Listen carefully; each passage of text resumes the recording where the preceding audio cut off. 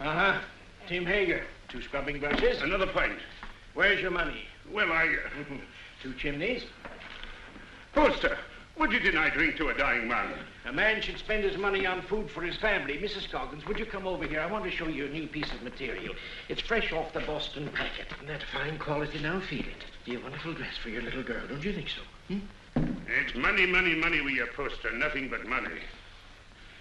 I've been sorry for him ever since his wife ran off with that lieutenant. If he'd spent less on whiskey, he wouldn't have lost his wife. Let me show you another piece. Drunk or sober, Ma would have left him anyhow. She was that kind. Yeah, how do you like that for quality, huh? Let him have it. Very well, Tim Hager. You'll have your whiskey. But this is the last time... All right, Poster. No preaching.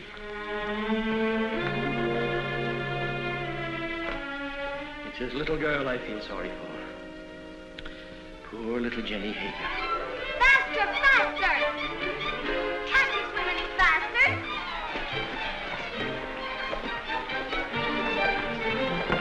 You're not even trying. Faster, faster, faster! Faster, faster! Come on, faster!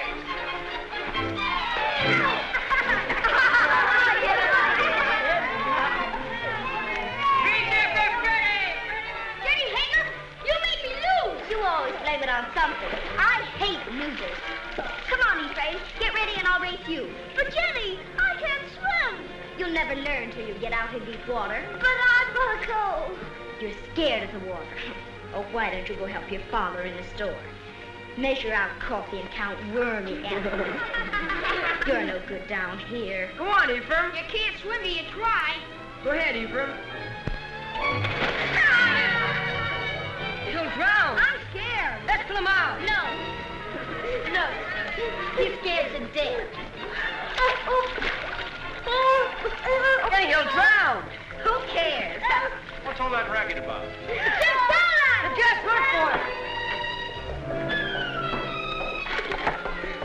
Poor Ephraim. Poor Ephraim. Off it. Come on, Brooke. Hey, what's going on here? Good gracious. It's Ephraim Poster. What's he doing in the river? He can't swim, can he? Oh, what happened, Jenny? Those awful boys pushed him in. Poor Ephraim, poor. Nearly poor murder, that's what it is. If it hadn't been for you, Jenny, he'd have drowned. You all right, Ephraim? The boys didn't do it.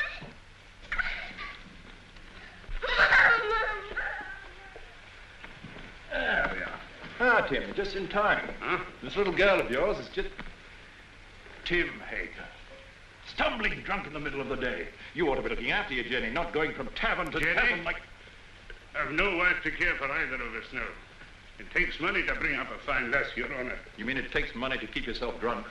Papa, let Jenny come to boarding school with me. Would you like to come to boarding school with me, Jenny? Would you? Boarding school? Yes. I like that. I can't send you to boarding school, but you could come live at the house and earn your keep, I guess. Help in the kitchen and run errands for Mrs. Saladin. No. If I can't go to boarding school with Meg, I'll stay with my father. All right. He is your father, at least in the eyes of the law. Now, you look after that girl of yours, Tim Hager, and stop being a disgrace to Bangor. Thank you, Your Honor. Drive on. Now, young Poster, we'll take you to your father's store. That tight-fisted, sour-blooded old skinflint. You might be better off with Mr. Saladin, Jenny. Not in Mrs. Saladin's kitchen. I've no money to bring you up properly. Never mind. Before long, we'll have everything. Houses and carriages, horses and kitchen maids. All those things, my lass, you're a wee bit young.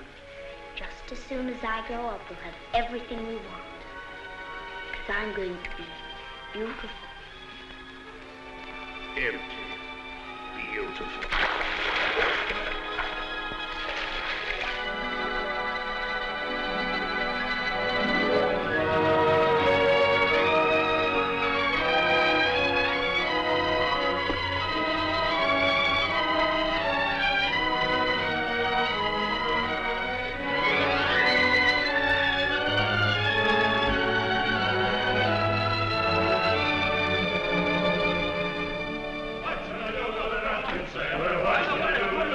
sailor, what shall I do with a drunken sailor early in the morning? High, high, up she rises, oh, high, up she rises, high, high, up she rises. Lena!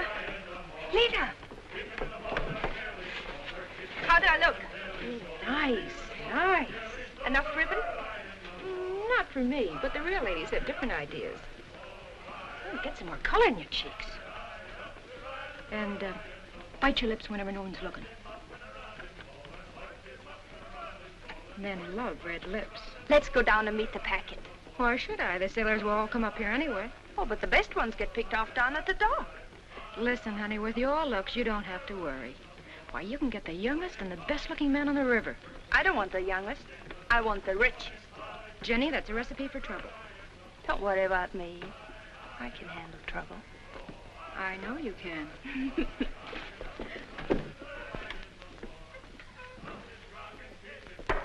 Whiskey. All right, Mr. Hager, but you needn't holler. Someone might hear you out in the street. Who, for instance? Jenny, for instance. Yeah.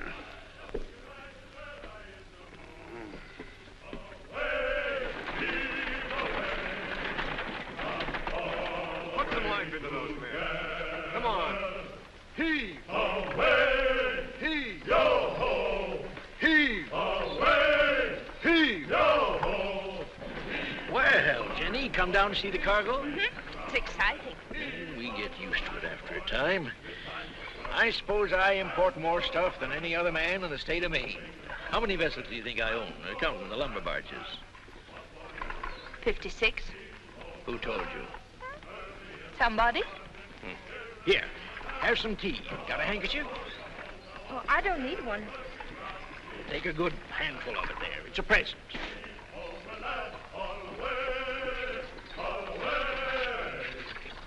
The work was hard and the voyage was long. The seas were high and the gales were strong. So heave ho, my lad, come all away together. The sails are set, our work is done. Yo-ho! I thought I heard the skipper say, leave her, Johnny, leave her. Tomorrow you'll get your pay. Most people think it's easy to get to be a rich man. And believe me, it's hard. Why, when I first came to this town over 30 years ago with nothing but a peddler's pack on my back, Hey, you! You! Get away from that girl! Hey, you! Wait!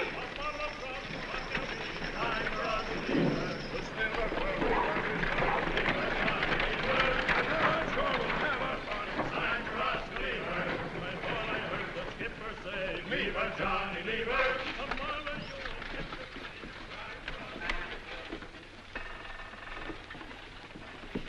Well, I was just saying to myself, I bet my good old friend Tim Hager is sitting right this very minute in the Purple Whale and wouldn't mind passing the time of day with me. Lena, What do you want? a glass of whiskey for Mr. Hager. Sure. Go on, Tim, drink up. The next one's on me. You'll not tell Jenny? No, of course not. I promised her not to touch it. You're Jenny. You know, she's getting so she wants to boss everything and everybody. She's grown too beautiful for her own good. Why do you always wish to be talking about Jenny?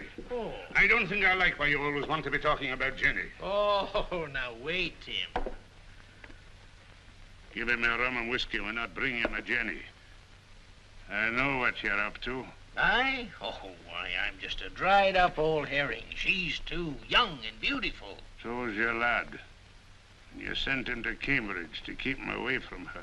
Ephraim? Why, he's too shy and scared of her. She's full of spirit. She's for somebody like that first mate. What first mate? Why, What first mate? Lewis. My first aboard the Gadfly. He's as handsome as the old Nick, that boy. When I saw him and your Jenny walking away just now, I said to myself, there's a youngster who knows his way about with the women. Where you going? Home.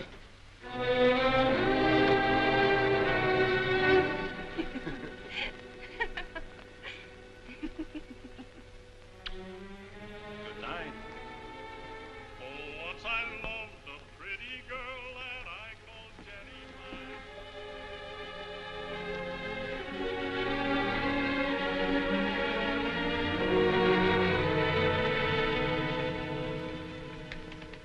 You're like your mother.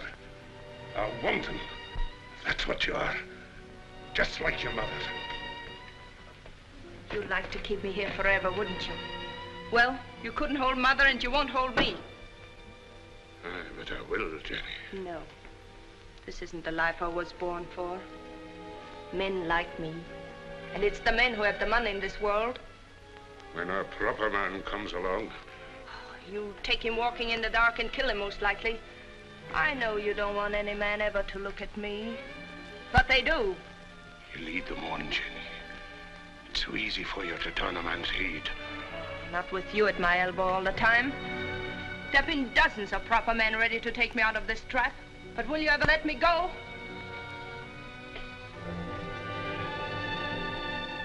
I know Mr. Poster wants me. I made him want me. What do you think of that? There's a devil in it, Jenny Hager. A devil straight from the bad place. And I'm going to whip him out of you. You're going to beat me. This is one beating you're not like.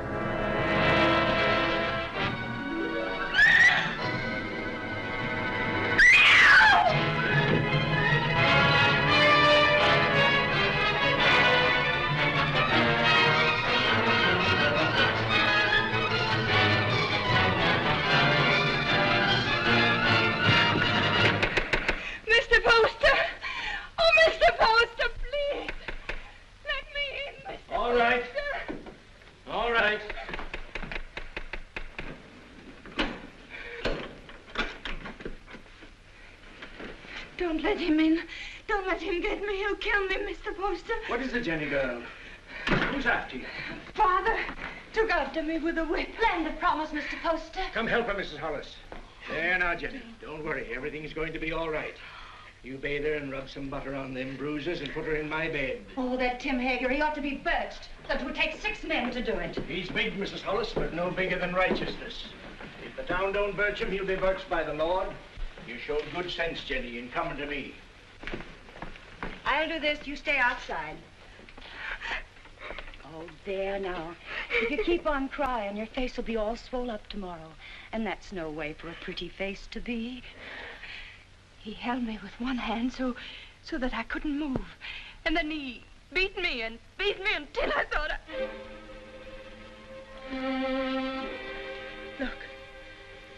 Look at my back. Oh, I can't go back there. I can't. He's going to kill me. You're not going anywhere until you're healed and sound again. Now you get out of these things while I heat up some water. You'll be as good as new and just... Yes, Mr. Poster. Something you wanted?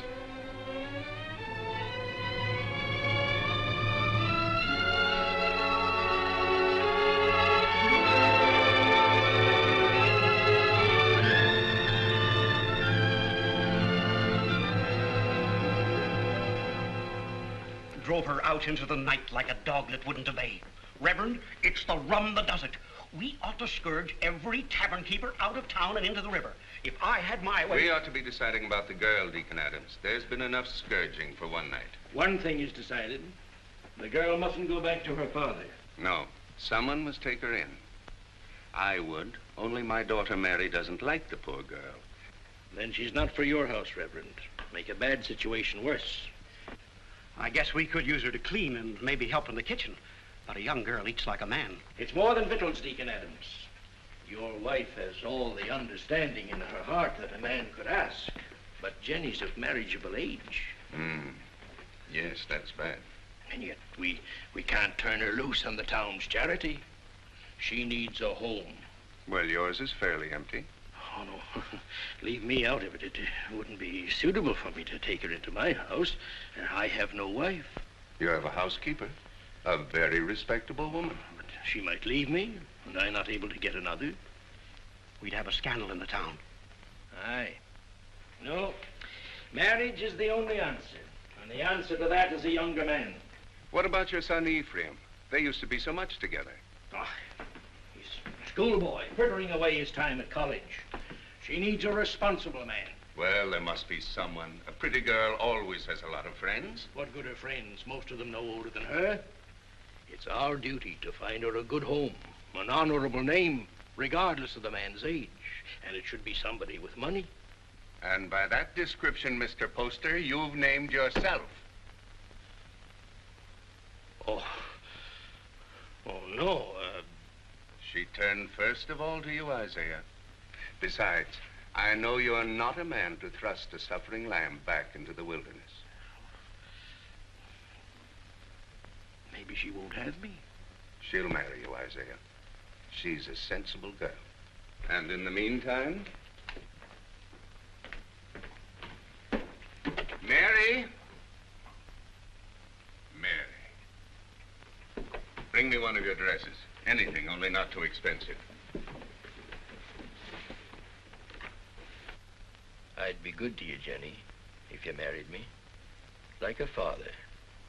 A good father. And he ought to know how with a son your age. You can go back to sleep now, Mrs. Hollis. You've done all you can for tonight. I'll make up Mr. Ephraim's bed for you, Mr. Poster. It ain't as warm there, but you'll be comfortable. Your father couldn't come after you, Jenny, if you married Mr. Poster. You'd be free. An intelligent girl thinks of the future when she chooses a husband. I could marry you to each other right now, Jenny. And you'd be a rich woman. It's for you to decide.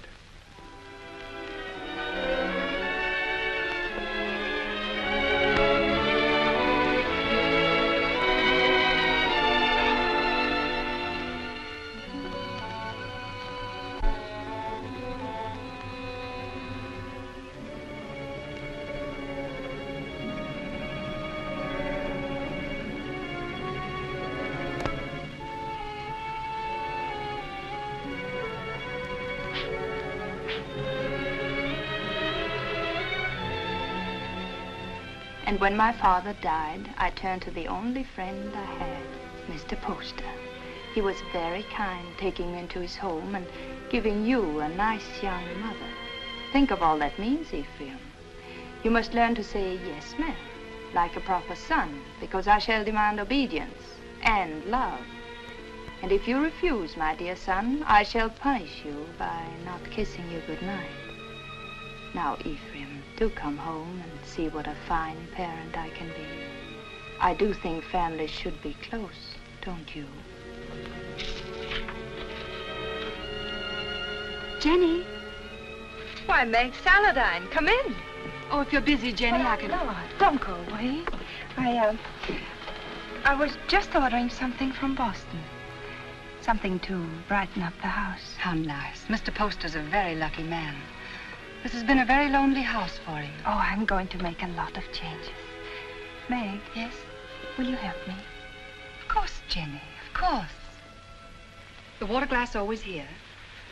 And the wine glass here.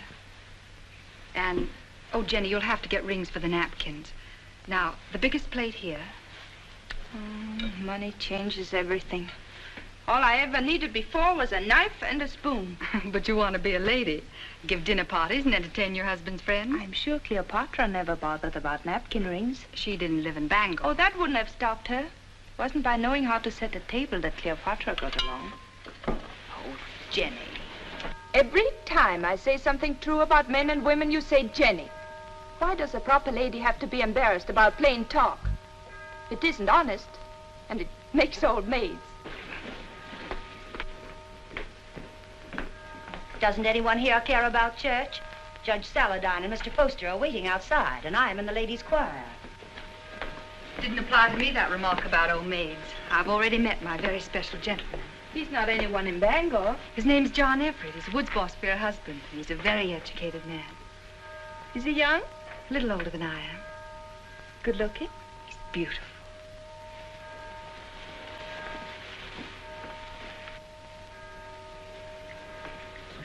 Why don't you marry him?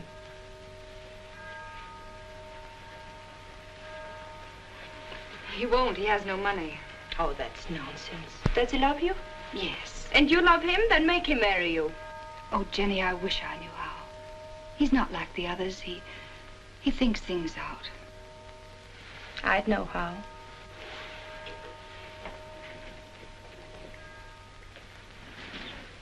I wouldn't give him a chance to think.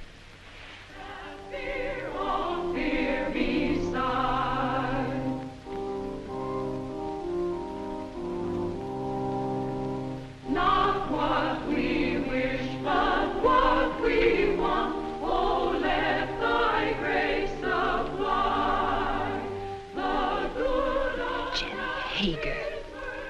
Jenny Poster.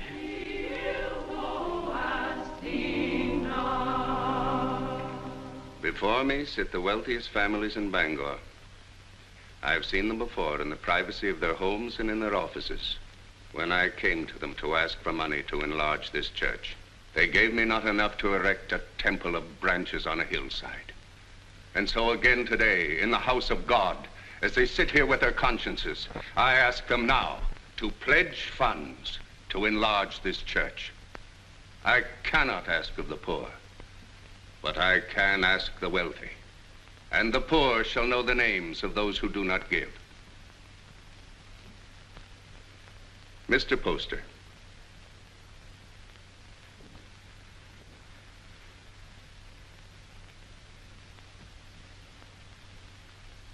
Judge Saladine. Mr. Burroughs. Mr. Bailey. Mr. Clayton. This is intolerable. If you have no feeling for your fellow men, at least take some interest in the welfare of your own children. Grog shops and low houses cover every inch of our waterfront.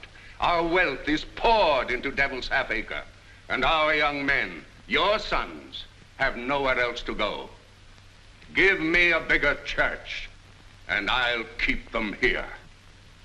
Will no one pledge to the church more than just enough to save his face? Mr. and Mrs. Isaiah Poster will contribute $1,000.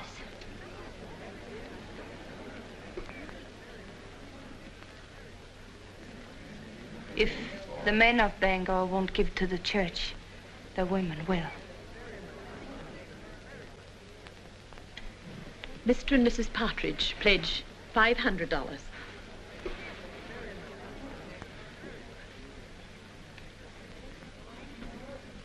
Judge Saladine will pledge $1,000. Jenny, I want you to go on working for the church. A church can endure only upon deeds and not lip service. I'd say her lips have done you enough service. $1,000. If you think I've so much money, you ought to... Stop it, Isaiah. You're the luckiest man in Bangor.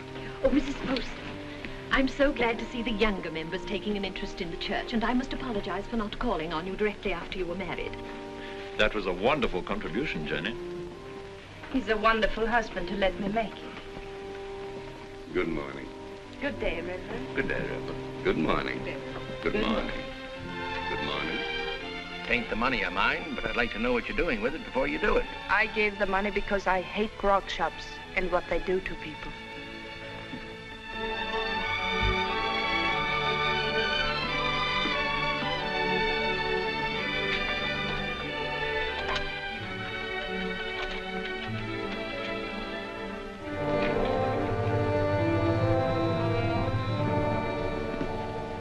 How are you, Father?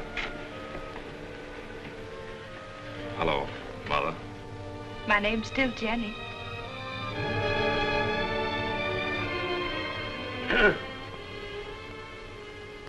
You came home, did you? I thought you'd be on your way to England by now.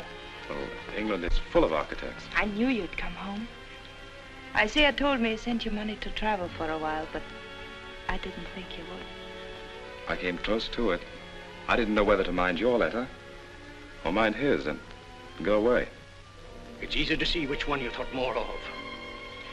Now, why do we stand here? Let's go in around.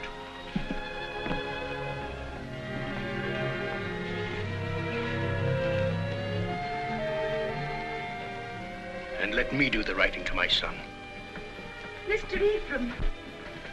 My Mr. Ephraim.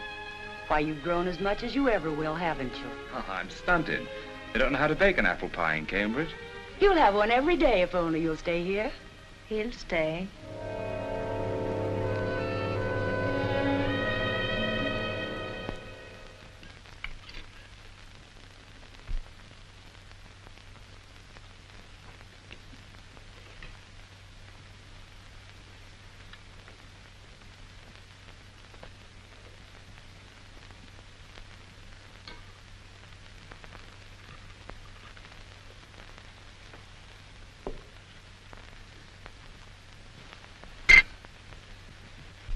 You'll find little to keep you in Bangor, Ephraim.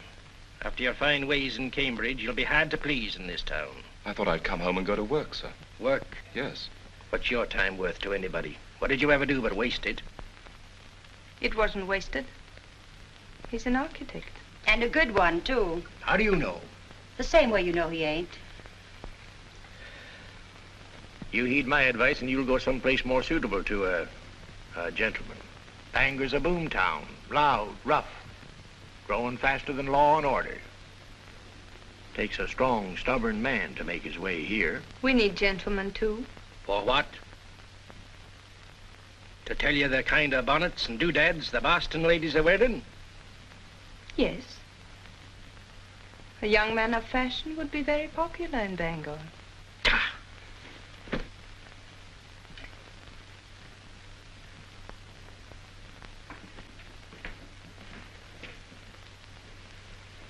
I'll join you later.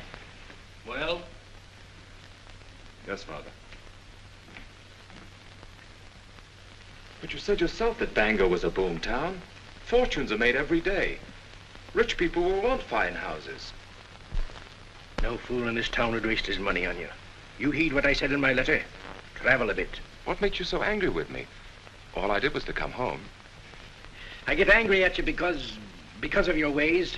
You think I don't know how you've been spending my money. Hard drink and easy women. I know your kind. Isaiah, you shouldn't upset your father. I'm sorry. All right, Father, I'll go away. If you really want me to. I don't think he does. You want your son to live at home, don't you, Isaiah?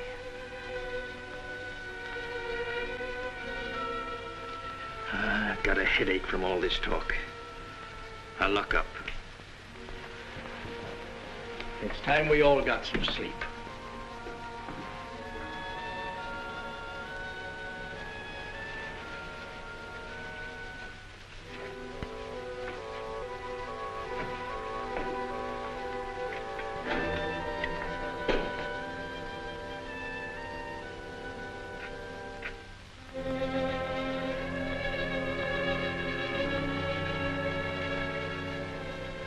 Shall I light your way? Thank you.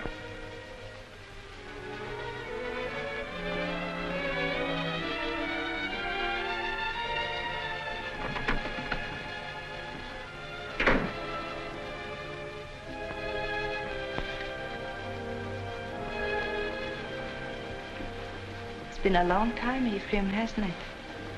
A long time, a lot of changes. Did you really like that kind of woman? That kind he spoke about?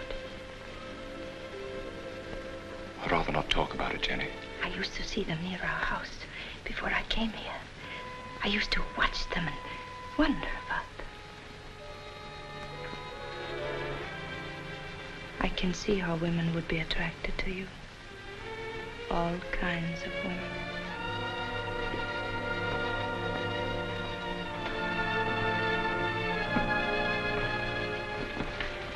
Good night, Ephraim.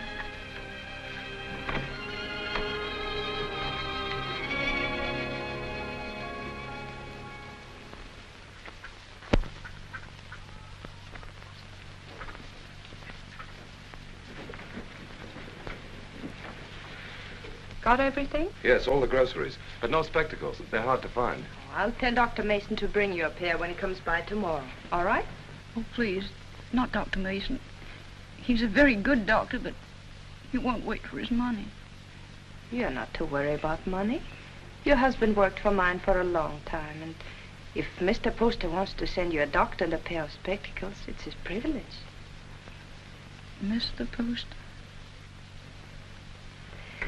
I'll be by in a few days, and in the meantime, if you need anything, send one of your children. Thank you.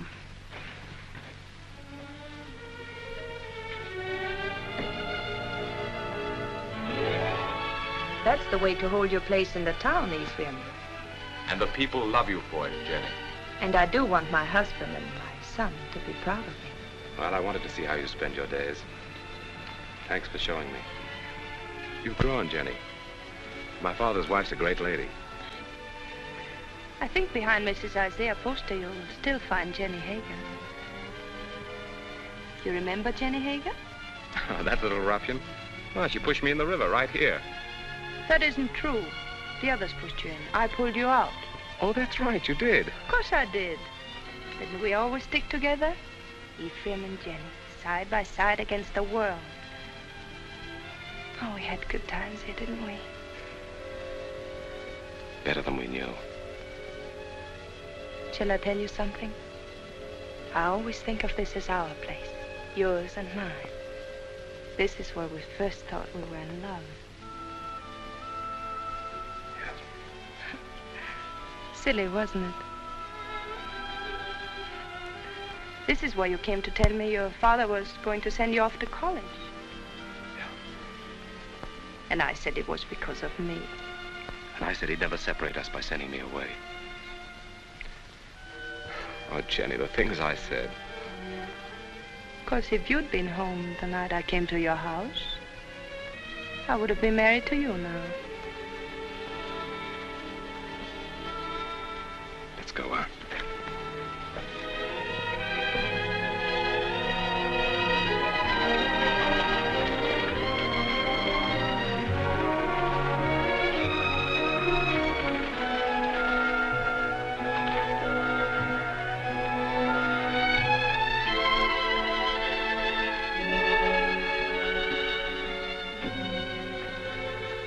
Come into the store and wait on me the way you used to.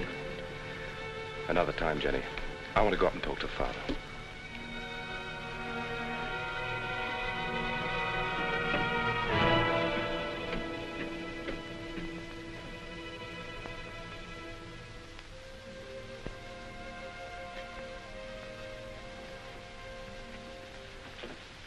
Hello, Father. Be with you.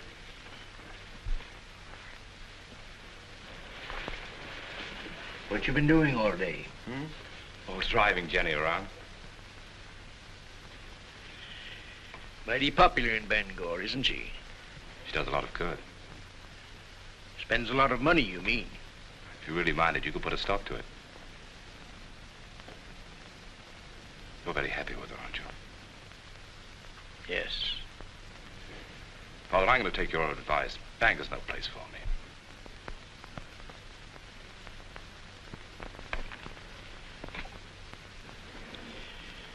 When will you be leaving? Right away, before the river freezes. I thought I'd spend the winter in Boston and then go off to Europe in the spring. I think your father needs you here, Ephraim. Why, Jenny, you feet like a bird. I didn't hear a sound. You want him to stay, don't you, Isaiah? Why don't you tell him you want him to stay? Can't you be honest with your own son? I'm honest with everybody. You might be of some small use to me if you stay on. But if you don't like it here, get out. Only don't come meeching back again. If you go, I'm through with you. I'll take you home.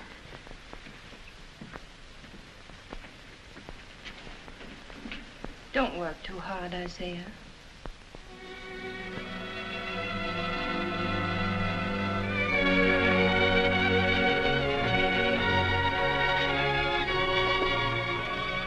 Surprise.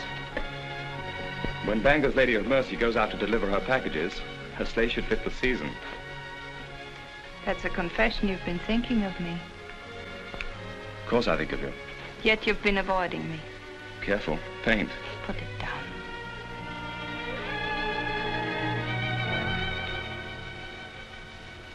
You leave the house early and you come home late. You never walk into a room where I am unless someone else is there. Why? Jenny, we shouldn't be standing out here like this. We might just as well be out on Main Street. Anyone could pass by. They wouldn't think anything wrong of it. You wouldn't. If you weren't thinking of me as you do. Jenny, you're married to my father. And his son loves me. He's been so good to both of us. His son has always loved me. I should have gone away. But you couldn't. Because you love me. Yes, I've loved you since before I knew the meaning of the word. The day I came home, the time you kissed me. The moment I said I'd stay here, I've loved you and loved you and loved you. Jenny! Jenny!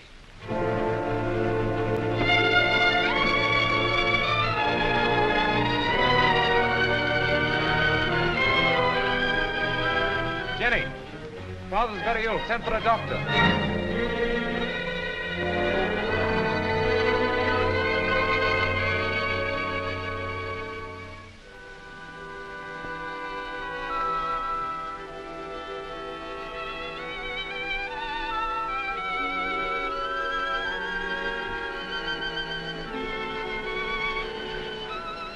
Jenny. Yes, Isaiah, I'm here.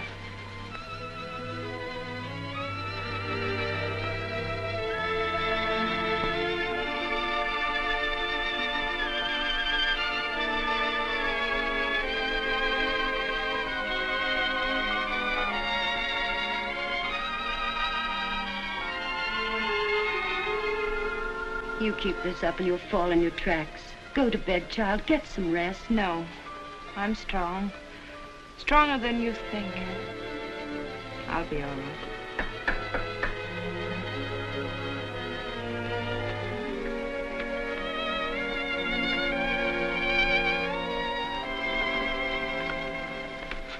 How is he?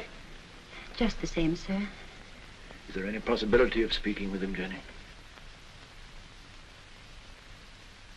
There's trouble in town. Dr. Mason says warm weather might bring him around. But that's a long way off. We're at our wits' end. There are too many people in town, too much idleness. Did you hear the shooting last night?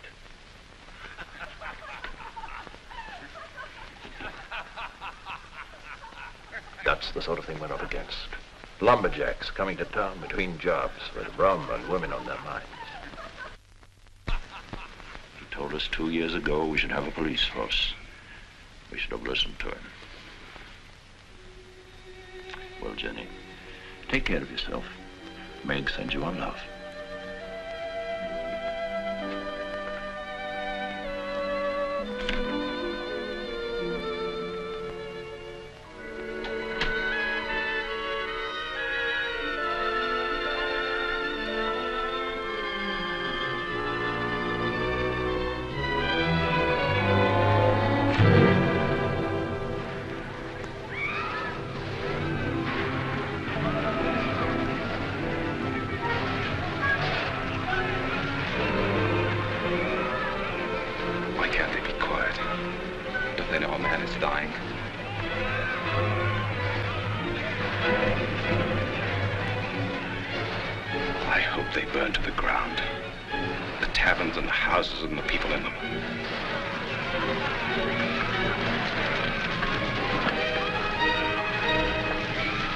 Judge Saladine. There you are. Ephraim, I want you to ride to your father's number 3 camp. Tell him we're having a riot, that we need every man down here to keep order till the militia come in. I can't leave the house. That Tempest girl stole a lumberjack's wallet. And the drunken fools are firing every tavern in Devil's Half Acre. I can't go now. Didn't Dr. Mason tell you about Father? Your father's only one man, Ephraim. We're trying to save the life of the town itself. What do I care about the town? Maybe it needs a good fire to clean it up. He'll go. I'll stay with your father, Ephraim. Hurry, Ephraim. We need those men.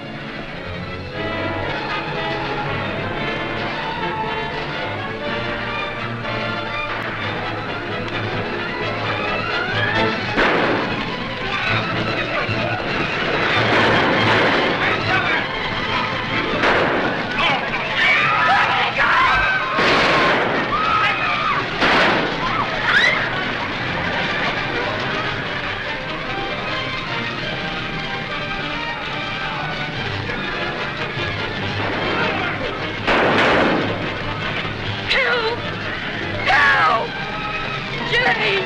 Jenny! Let me go! Let me go! Help!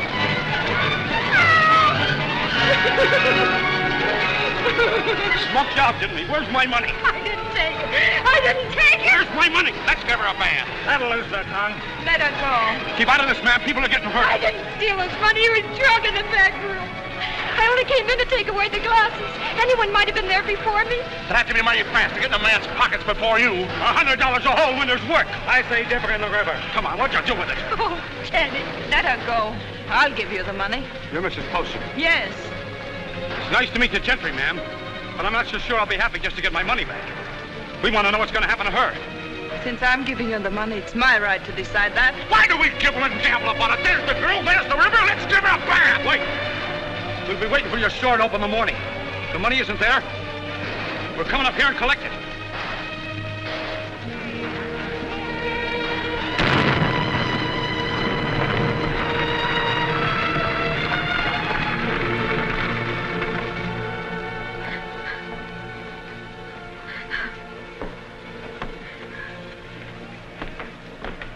They're crazy with drink, Jenny. Burning and shooting and stabbing. I didn't take that money. Why, the town's so full of thieves and pickpockets, it could have been anyone. They were going to tar and feather me. I hid upstairs under the rafters and burned the place to the ground.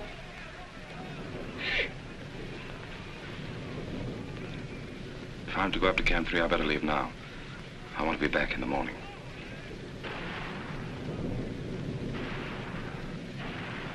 Oh, Jenny, what am I going to do now? I've no place to live, no place to go.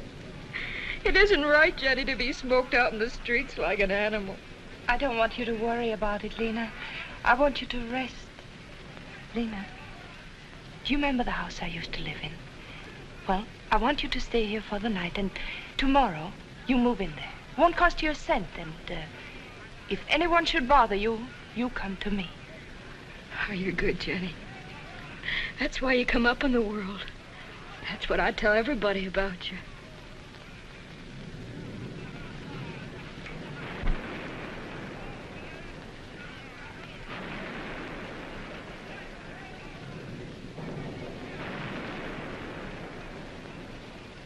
Jenny, you're wonderful.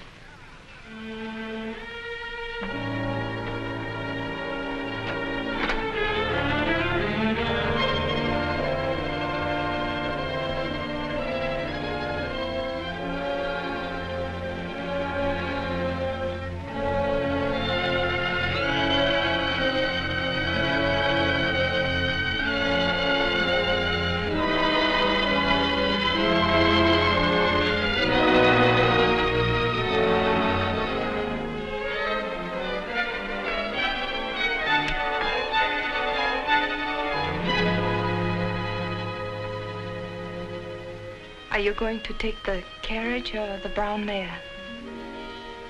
I thought the mare would be better. You'll be careful, won't you? I don't want anything to happen to you.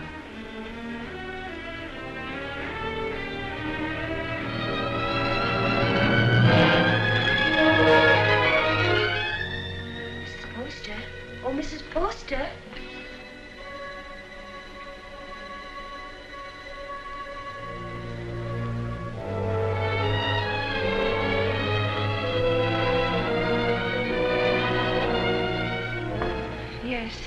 The fever's broke. He's breathing better. He's going to get well.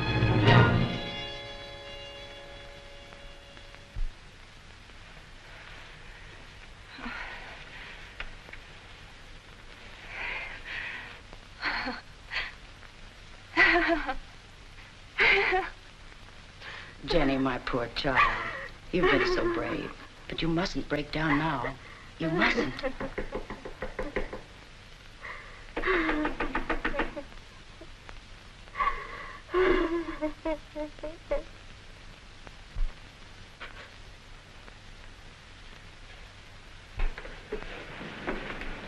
Has Mrs. Poster gone to bed? Does she ever go to bed, the poor child, nursing and tending her husband? Tell her to come to the Saladine house. The girl will need her. What's the matter? Judge Saladine got into the fight. Hurt? dead. Ask Mrs. Poster to come with us. It needs a woman to tell the girl. Mrs. Poster's been under a great strain. She's gone through enough. You better get someone else. Wait.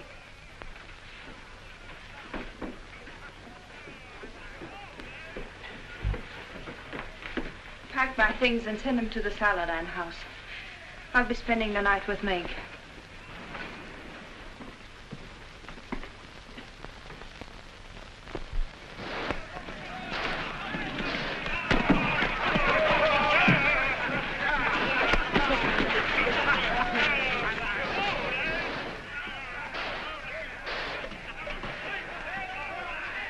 What's the matter? You squeamish?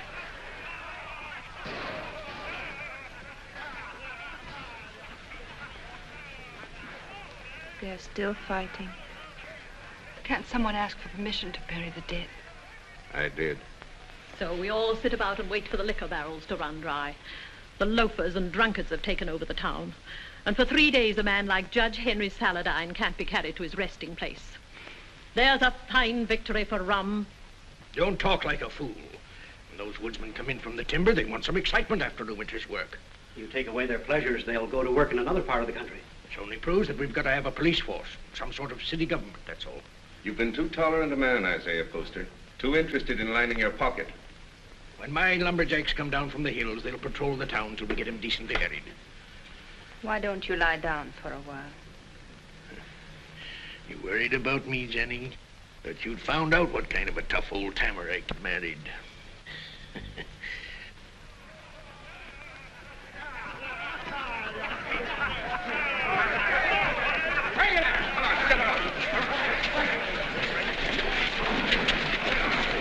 Well, we can start the funeral. What I said still goes. Get a little law and order in the town, and the grog shops can stay.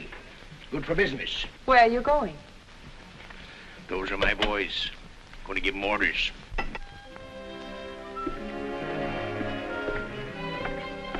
Look.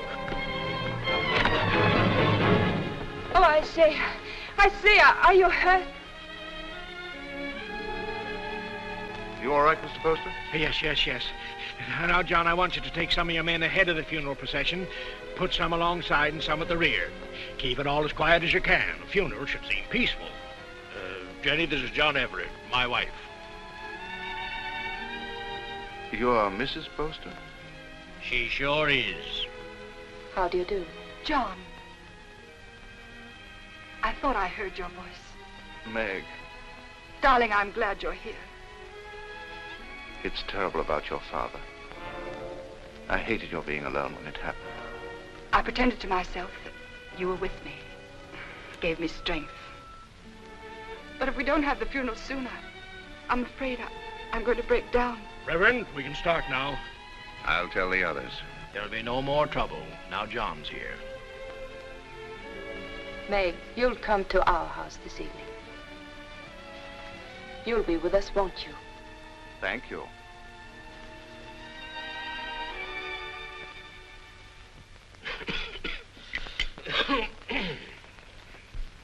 No, those aren't my after-dinner pills. These are from my spleen. Let me look again. I'll find them in a minute. And bring a glass of tepid water. Yes, Mr. Poster. Shall we go into the parlor? No, Jenny, leave them alone. You know how young folks are. John has to go back to the camp in the morning. Go back? Yes, of course. Darling.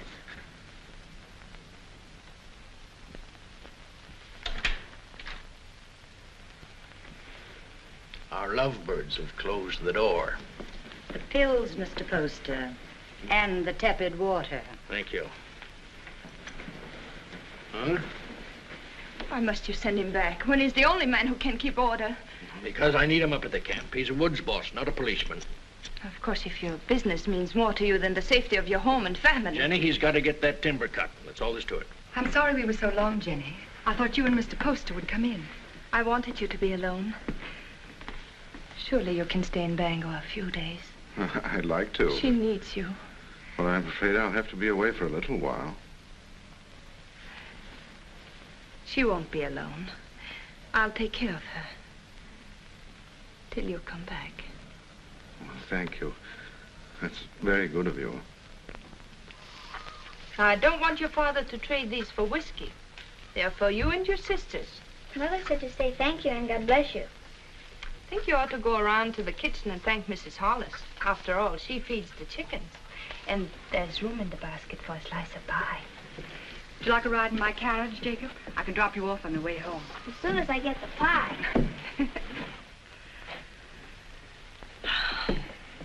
Isn't it a beautiful morning? Jenny, I've been wanting to speak to you. You have? What about? Well, not here. Let's walk down to the river. Oh, but not now, Ephraim. I've so many things to do. Jenny, why isn't it possible for me to have a minute alone with you? We're alone now. It's not my idea of privacy. Mrs. Hollis in the kitchen, Father home every day, Meg following you about. I'm sorry. That's a very short answer, Jenny. What is it?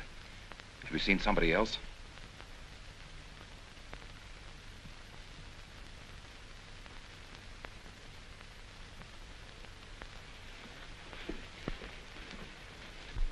They stole nearly 10,000 feet of first-run pine. Where? Upper Big Bend. And there's not a trace of who did it. Mr. Poster, unless you get the law to step in, there won't be a choice tree left in that whole section. Law. I own that land, and I'll make my own laws. I've got to make a trip up to the hill countries. Timber pirates. I want you to come with me. Me? It's time you saw what pine on the stump looks like. It's my business, and you ought to learn it. Come along, I'll get you something to eat. Thank you, sir.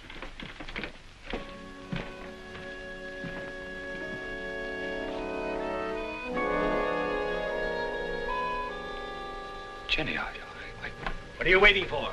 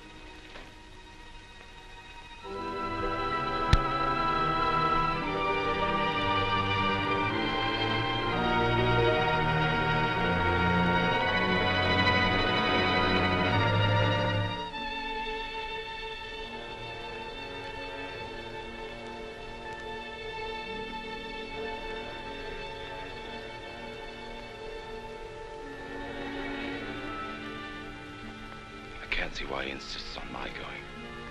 I'll be dead useless weight, and afraid of the water besides. Boats would be bad enough. These will be canoes, flimsy Indian canoes made of birch bark.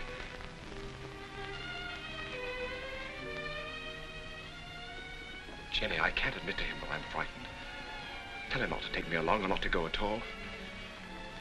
I told him I wasn't cut out for that sort of life, that I'd be more of a burden than a help. But he's so stubborn, Jenny. How long must he live, Ephraim?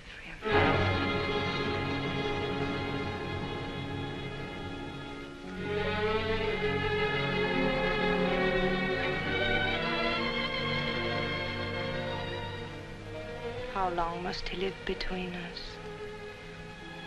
Jenny, don't talk like that. I want you to do something for us. You're afraid. I could promise you so many things, and yet you're afraid. He's my father. As long as he's alive. Why does everything frighten you?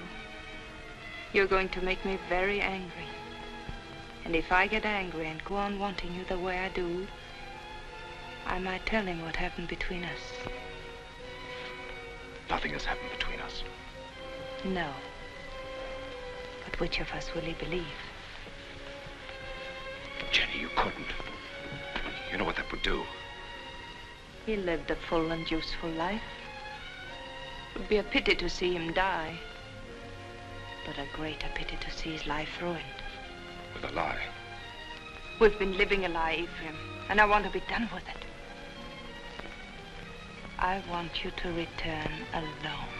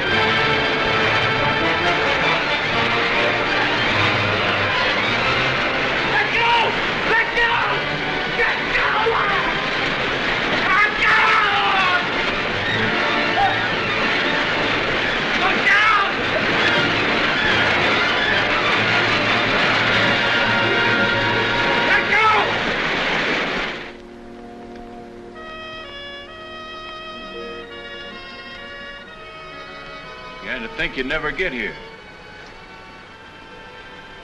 Where's the old man?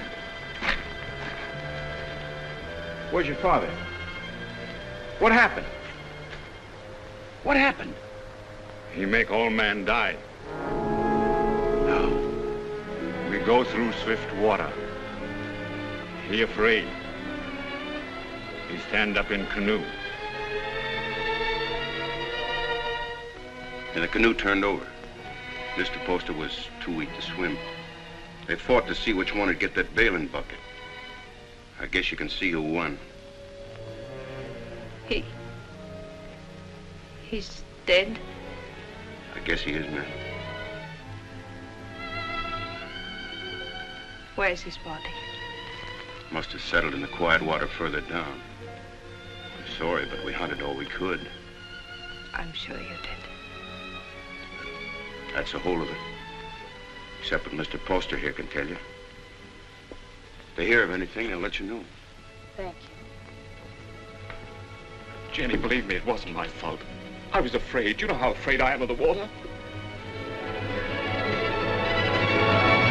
You can't come into this house, you wretched coward. You killed your father.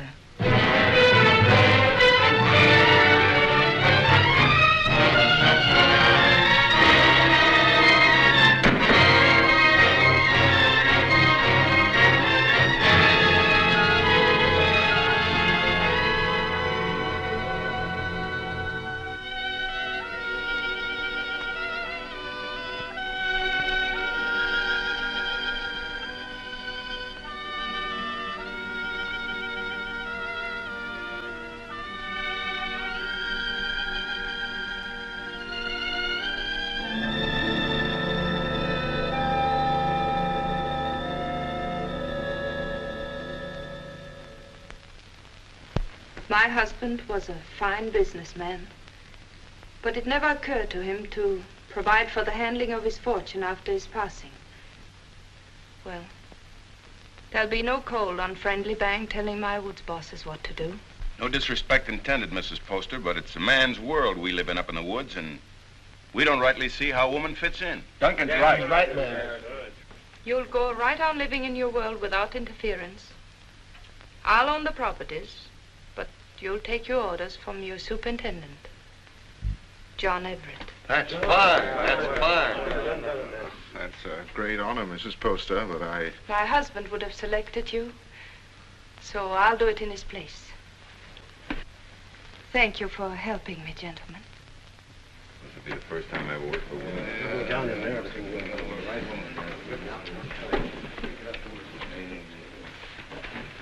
Until this meeting, I thought I was very much alone in this world. Mr. Poster was a fine man. It'll be an honor working for his lady.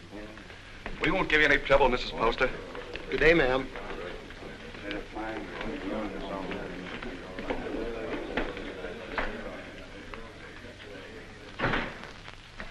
This is a wonderful thing you've done for me, Mrs. Poster. Have you any objections to working for a woman? Well, that depends on the woman. It'll be like managing a kingdom.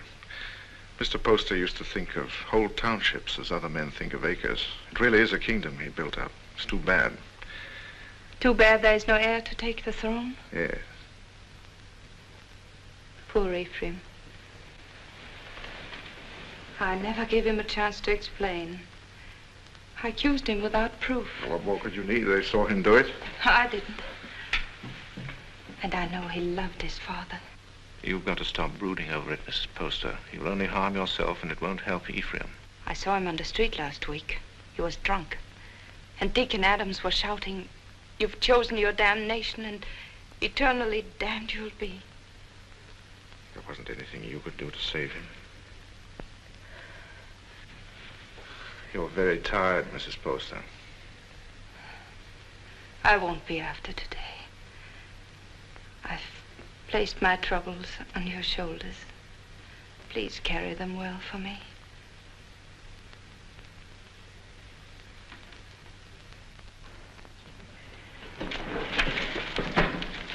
Meg, Jenny spent all morning getting them in order. Don't, Meg. You'll only mix them up more. I was only trying to help. Oh, I'm sorry. I didn't mean to shout. You're tired. In every bone. Driving timber was nothing to this. You might as well have remained in the woods for all we see of each other. I'm doing my best, Meg, but the work takes up all of my time. I know. I wasn't criticizing. I was just wishing that... But what? John, Yes? I'm lonesome. John? I'll see you tonight. Dinner? That's a promise.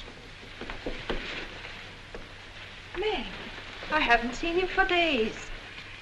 Food for a hard-working man. Ah, that's nice. And a cup of tea for both of us. You'll have some, Meg, won't you? There isn't enough for the three. I'll give up mine.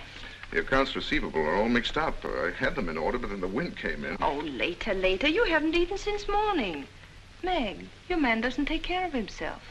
You better do it for him, or there won't be anything left of him to marry.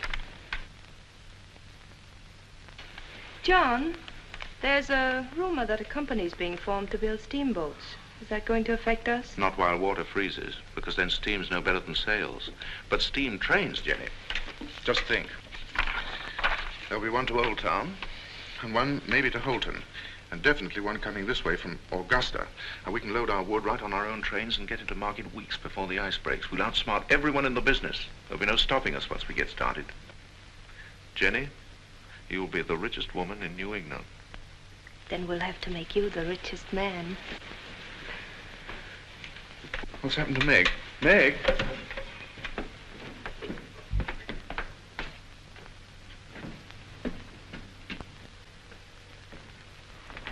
I ought to be kicked all the way up and down Main Street for the way I treat her. She's more understanding than you think. I'll be with the Temperance League all afternoon, so if there's anything important you want to discuss with me now... Nothing that can't wait. It's Mrs. Hollis in the store. Tearing it apart? No, she wants me to drive her home. Working again tonight? I'm having dinner with Meg. Good. Take better care of her, John. You do neglect her.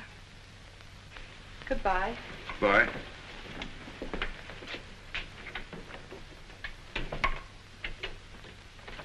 Camp 3. Thank you. She's a wonderful woman. Someday I'm going to pull a bottle out of his hand and bash his head in. Who are you talking about? Young Poster. You should hear the things he says about her. Has he been talking about her? Why, that drunken little... I've seen her nearly sick with worry over what he's doing to himself. Find out where he stays. I want to see him. Poster, are you in there?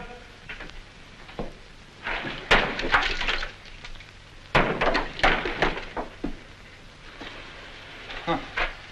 I must be making trouble. Much more than you're worth. I'm worth very little. What happens to me now? You beat me up yourself or some of the boys outside? Come in. Drinks for everybody.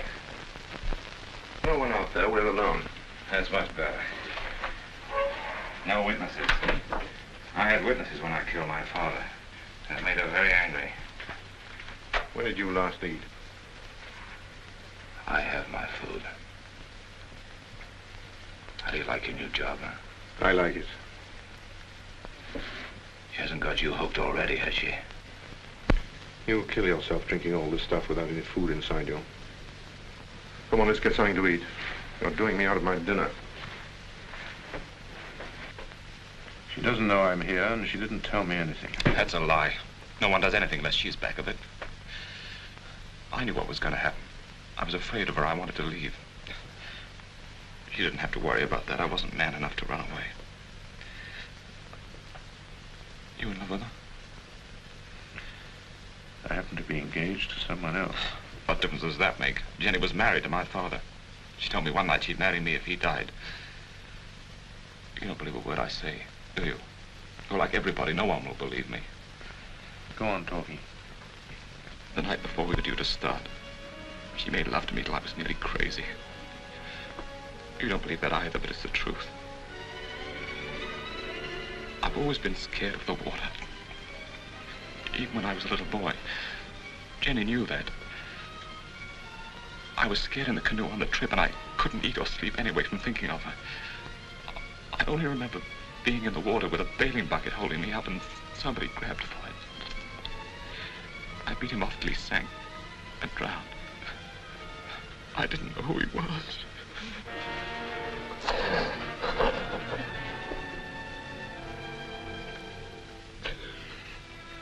She's so rotten. You've got to believe me. She's not even a human being. Maybe I did know who he was. I guess I did. She's put the thought in my heart. And if I hadn't done it then, I know I would have later.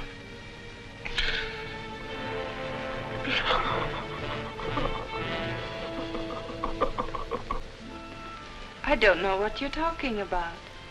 You didn't make him love you? But of course I did. He was my husband's son. I wanted him to love me. That isn't what he meant. Was he sober when he told you that? Jenny, don't you think I know when a man is lying? Before he talks very much more, you better prove that you had nothing to do with him. Prove?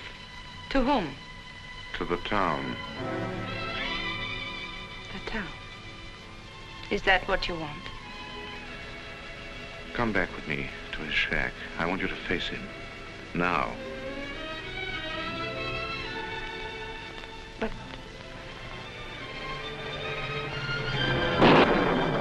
the rain. You know what happens to the roads in the rain? Yes. They get very muddy. But they don't change their direction. Good night. Oh, no. It isn't that I'm afraid. You mustn't believe him. Please.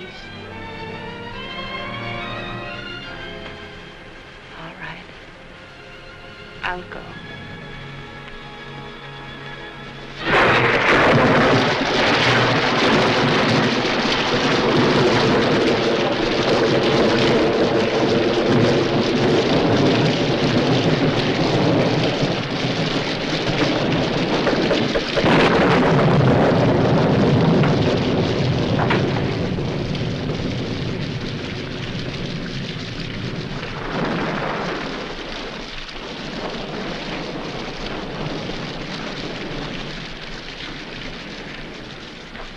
Has gone far in this rain. We'll wait for him. I'll put the horses in the shed if you'll light the way.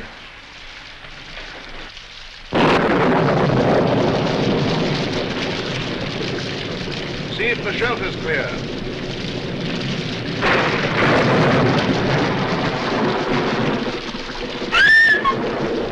What's the matter, Jenny?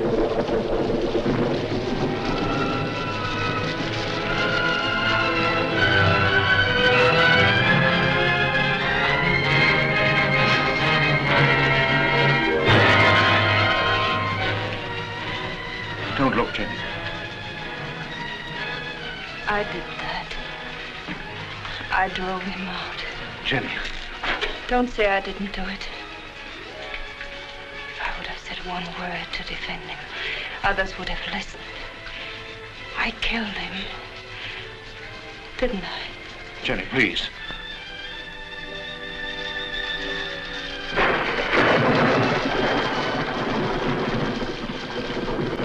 Go inside and sit down. You're shaking.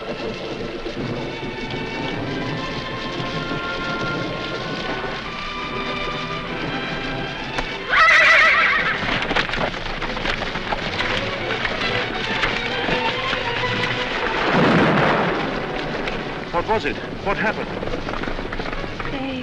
They were frightened.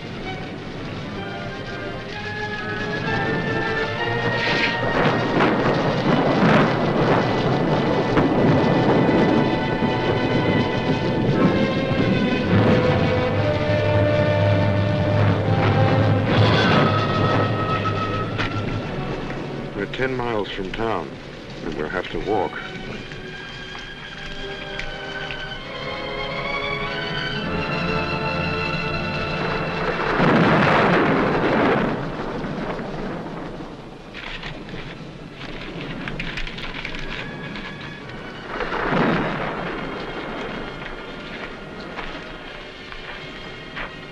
I can't understand how Ephraim could have done a thing like that. It isn't atonement, it's running away. And you can't run away from the hereafter. It's not Ephraim who's upsetting you.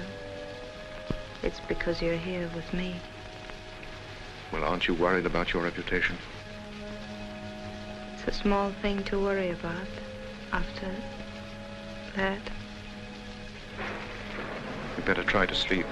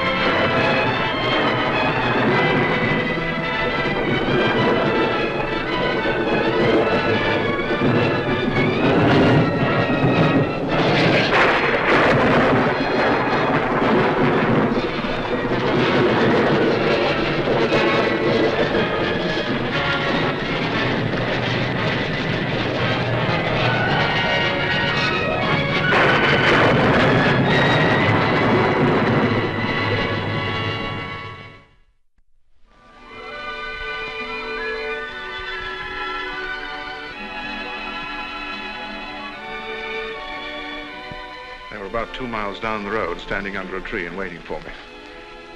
And the carriage? Just a broken axle.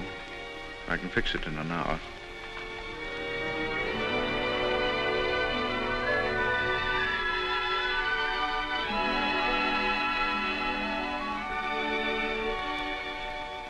Jenny, what about Meg? She won't try to hold you. I know, but to stand up to her and tell her that I love someone else. You won't tell her. A big, clumsy thing like you. It's a woman's job. Oh, no. But she's a friend of mine. I can make her understand. I'll tell her myself. But, John...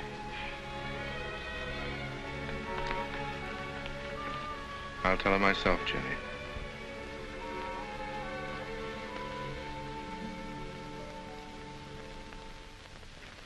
It must have been the storm. That's the only way I can explain it. The storm and the excitement and the lightning struck us. What more can I say?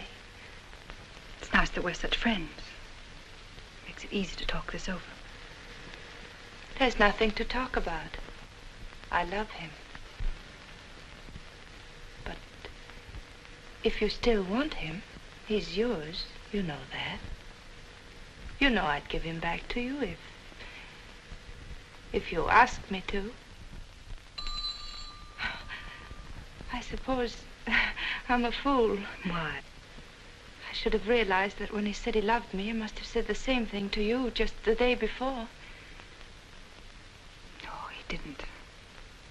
He never said those words to me. I thought it was because he was shy.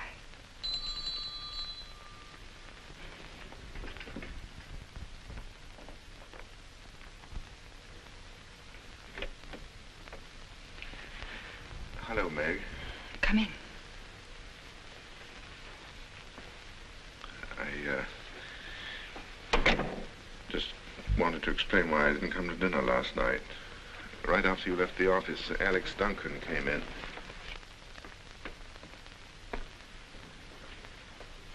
Jenny, I told you I wanted to explain this to her myself. I didn't think you should. I'll be waiting for you outside.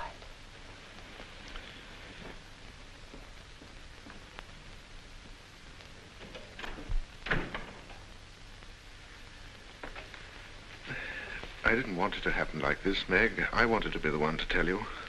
I don't see what difference it would make. It's the same story, isn't it? I suppose so. When will you be married? Right away? In Bangor? I don't know. Jenny will take care of the details. I saw this happening a long time ago. There was nothing I could do about it. She's waiting for you.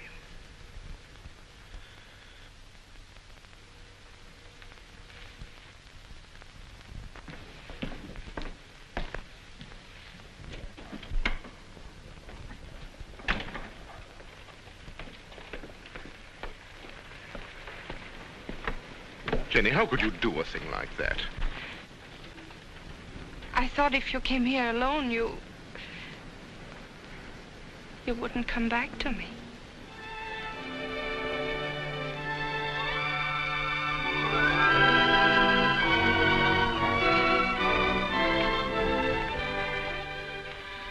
My dear son, I wanted to be with you this Christmas, to see you again, and to meet your wife. But all your brothers are bringing their families here, so I can only send you this ring in my place. It was given to me by your grandmother to be passed on to the wife of my eldest son, and I know Jenny will care enough about it to do the same. Will you? What if we only have daughters? We'll have sons. I have made up my mind. What else does your mother say? Well, she talks about my brothers and how deep the snow is, and then she says, "A Merry Christmas to you both, my dears. The Lord bless you, Jenny, and make you fruitful. My arms ache for John's first boy." Your mother must be a wonderful woman. I hope that someday you'll say I'm just like her. Well, that won't be easy. Mother had 9 sons. What a lot of boys running about the house. Must have been very uncomfortable for her. Oh, she loved it. She would have been up. No reason why this should happen to you. No reason why it should happen to any woman. Quite often, nature seems to fumble, Mrs. Everett, and doesn't make a person complete. We can't even hope in a year or 2 or ever. Not in my opinion. Of course, you're free to consult with another doctor. I can give you the name of a very fine one in Boston, and I know of another in Philadelphia. I believe you. You mustn't decide, my dear, that the future's altogether dark and empty. You can adopt a child, you know. It should give some release to your normal womanly emotions. I want a child of my own. You won't talk to my husband, will you? I'll tell him myself when I think it's the right time. Of course. You see, he wants children. He's very fond of them.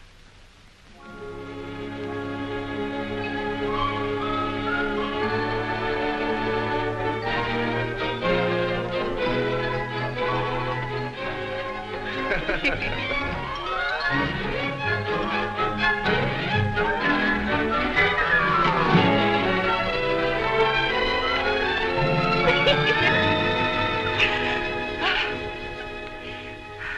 never knew what love was before you.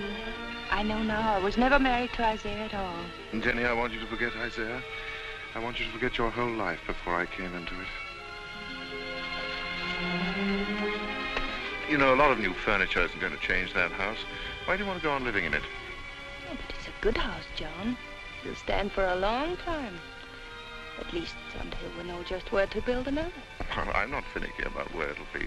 I just think you want to go on living in that old tomb. What do you say, Jenny? Should we start building our own house? But that is our house. Belongs to Isaiah Poster. Let him keep it. Oh, but he's dead and he left it to me. Belongs to him and his son, and it's full to the roof with sorrows. I want to get out of it.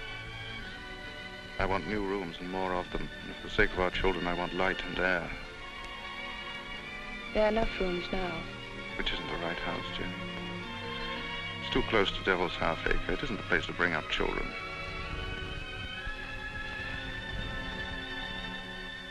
There won't be any children. Nonsense. Is it? Ask Dr. Bailey. He'll tell you.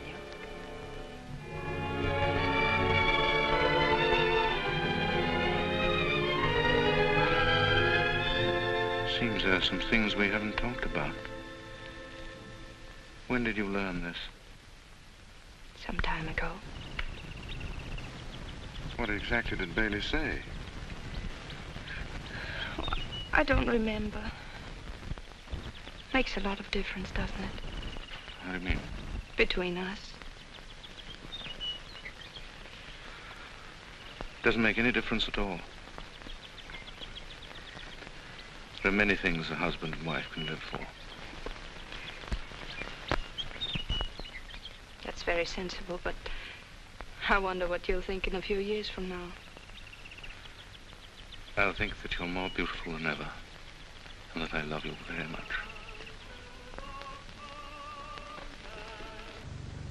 Oh, look. There's Lincoln Petrie. He's a great man. He has special powers.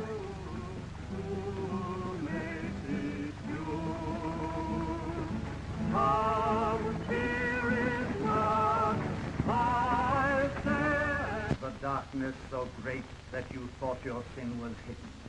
There are eyes that search out every sin. There is a tongue that will accuse you on the judgment day. There is a hand that is terrible in its strength. What is so beautiful as a pure woman? What is so vile as an evil one? The good women of Bangor, such loud amens and nodding of heads, because I spend my fury upon her, and not on you. I'll cut her up. How sweet are the ladies of Sodom and Gomorrah. Secrets are among you. Who is named Vanity? And who is Lust? What woman has put away our husband? Which of you has taken a man from her sister? But this is your sister. Come forward and sit with her and be counted. You cannot hide behind your beauty. Your beauty has made you evil, and evil destroys itself. Your soul will become naked. The truth will be revealed. Confess now, while there is yet time. You can never escape. There will be no sons to mourn for you. No daughters to weep for you. Evil does not propagate itself. It withers in its own fire and is consumed. The lips of a strange woman drip honey, and her mouth is smoother than oil. But her end is bitter as wormwood, sharp as a two-edged sword!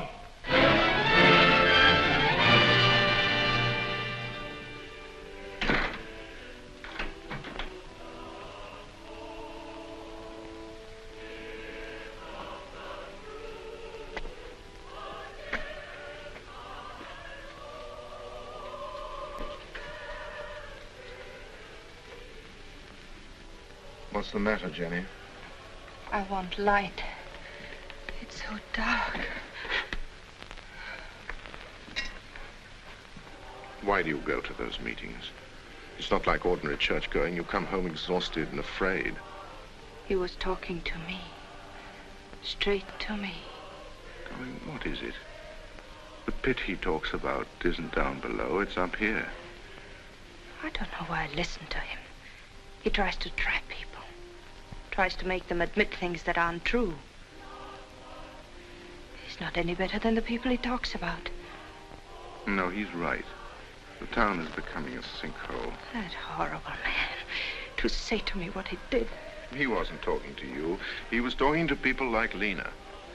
Jenny, I've come to a decision. We're going to put Lena out of your house. No. I don't care what she meant to you when you were a child. I'm talking about what she is now. I don't want you to be connected with her. Why not? In what way is she different from us? Except that she's more honest. She goes out of your house tomorrow. I don't want her sins on your hands. You good, righteous man. You hypocrite. Telling others what they must and must not do while you live in this house with me. Do you know what went on in this room before Ephraim killed his father? Jenny. Do you remember the things he said about me? You said he was drunk and afraid. Of course he was afraid. We're all afraid. There's hell opening under our feet. Jenny. This is what he said. Sit down, John, and I'll show you how I made him kill his father. Sit down and I'll kiss you the way I kissed him. Why do you look at me like that? Why do you pretend everything he told you was true and you knew it? You knew it!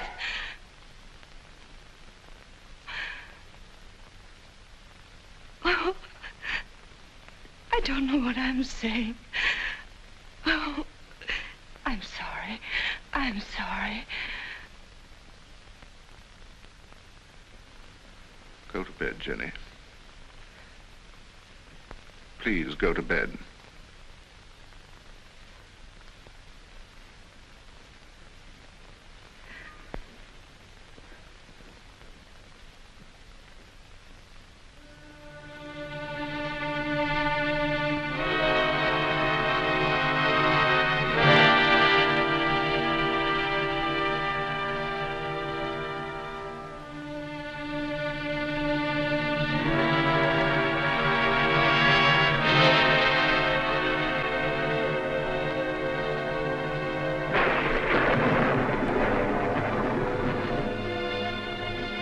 John, is Mrs. Hollis back from church?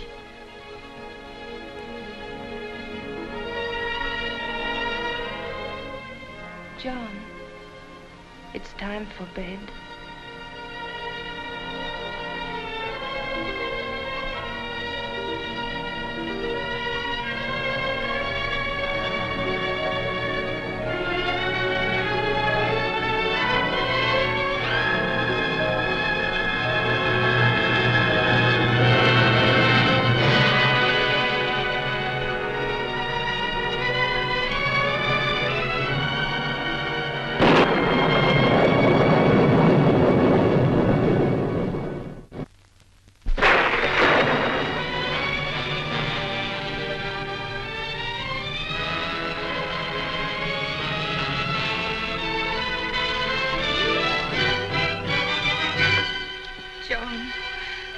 Forget what I said.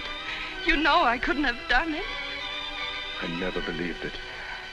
I tried not to believe it. Because you love me. You still do. Yes. Darling, don't be unhappy. We know each other now, and that's good. There'll be no more misunderstandings, no more quarrels. Oh, darling, there'll be just the two of us. No, there won't. There'll be three. There'll always be Ephraim.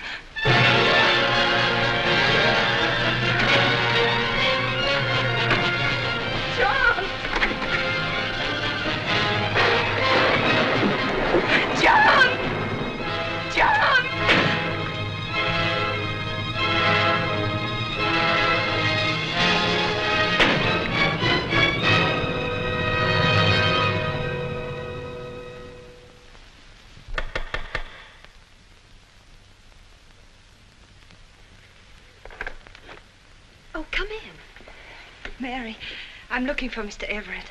I thought he might be with Reverend Thatcher. Father isn't here right now, but if you'd like to wait... Oh, no, thank you. I have no time.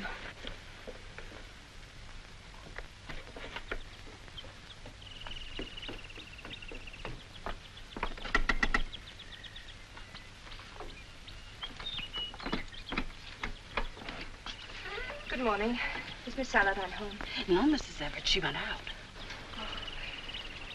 Has Mr. Everett been here? Oh, no, I haven't seen him. Thank you.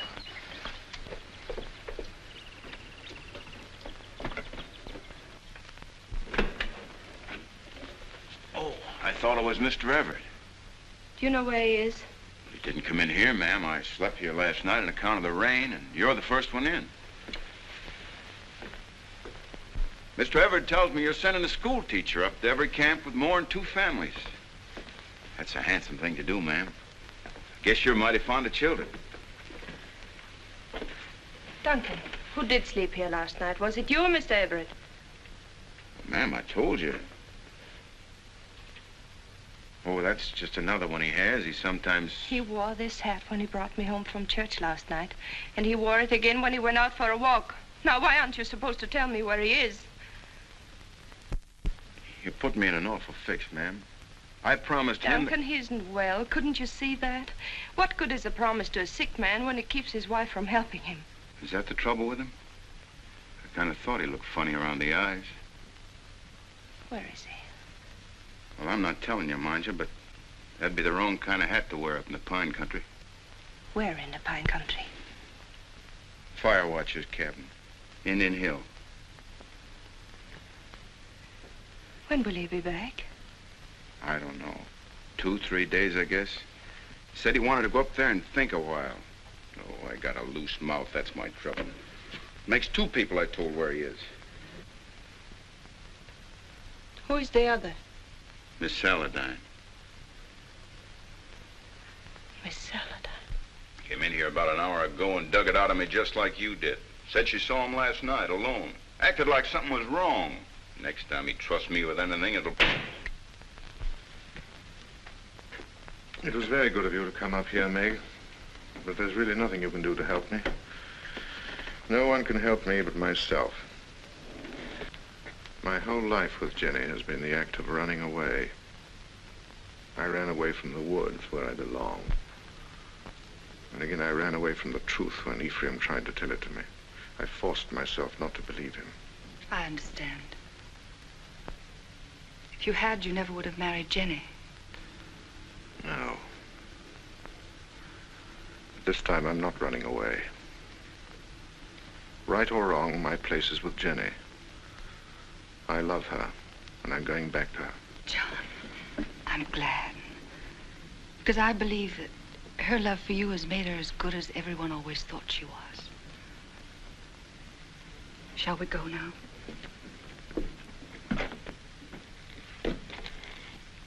Jenny will be anxious.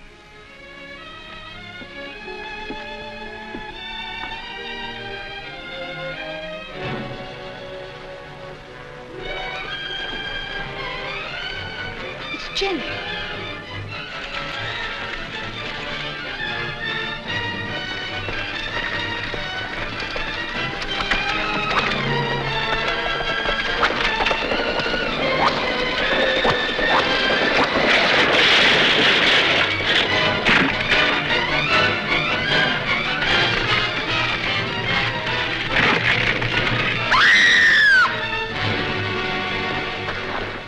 Jenny.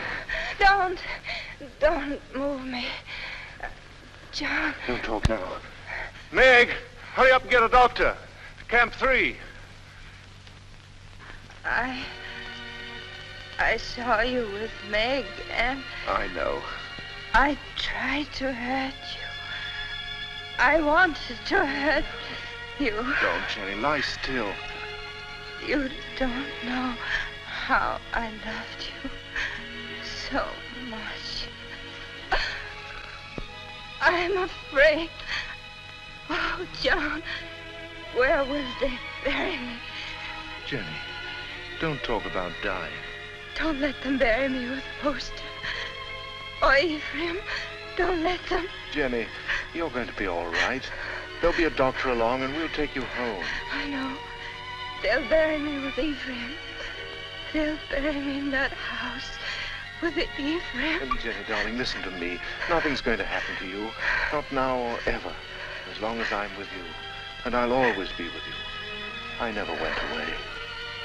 You do love me.